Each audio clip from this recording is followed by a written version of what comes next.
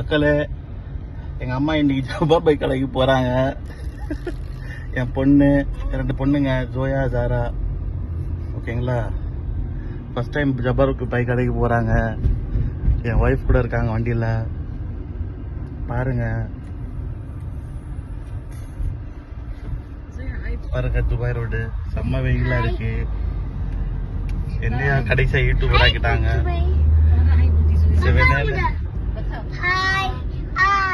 Hi மக்களே polo. என்னையும் கடைசியாக யூடியூபர் ஆக்கிட்டாங்க. செவனேன்னு வேலை செஞ்சிருந்தேன் நான். செவனேன்னு ஆஃபீஸ் போயிட்டு வந்துருந்தேன். என்னையா கூட்டின்னு வந்து யூடியூபர் சொல்லிட்டு இந்த மாதிரி பண்றாங்க. என்ன